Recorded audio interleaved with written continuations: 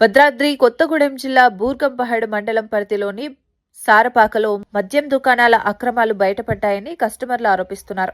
మండల కేంద్రంలో ఉన్న ఓ వైన్ షాపు యాజమాన్యం నేరుగా వినియోగదారులకు మద్యం విక్రయించకుండా బెల్ట్ షాపులకు భారీగా సరఫరా చేస్తోందని వారు చెప్పారు. షాప్కు వచ్చిన కస్టమర్లు మద్యం అడిగితే నిల్వ లేదని చెప్పి పంపిస్తుండగా అదే సమయంలో బెల్ట్ షాపులకు మద్యం తరలిస్తున్నారని ఆరోపించారు. ఈ విషయాన్ని ప్రశ్నించిన కస్టమర్లపై యాజమాన్యం దురుసుగా ప్రవర్తించిందని బాధితులు తెలిపారు. మరింత ఆందోళన కలిగించే విషయం ఏమిటంటే అదే ప్రాంగణంలో ఎక్సైజ్ అధికారులు తనిఖీలు నిర్వహించి అన్నీ చూసి చూడనట్లు చూసి ఎలాంటి చర్యలు తీసుకోకుండా వెళ్లిపోయారని ఆరోపించారు. ఎలా షాప్ మెయింటైన్ చేస్తున్నావు? ఆ మాత్రం తెలియనప్పుడు ఎలా చేస్తున్నావు? మరి ఎలా చేస్తున్నావు? నేను అడుగుతున్నా ఏం తెలుసు? ఏం తెలవాలి? నీకు ఏం తెలవాలి? అంటున్నా. నువ్వు ఎందుకు అమ్మట్లేదని అడుగుతున్నా.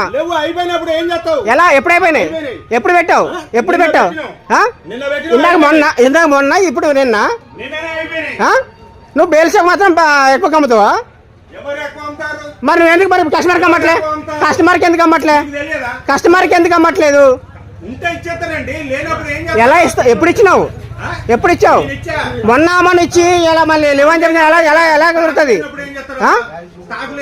మరి పొద్దున బెల్ షాప్కి ఎలా ఇచ్చావు? స్టాక్ ఉంటే బెల్ షాప్కి ఎలా ఇచ్చావు? మరి కస్టమర్కి ఇవ్వాలి కదా.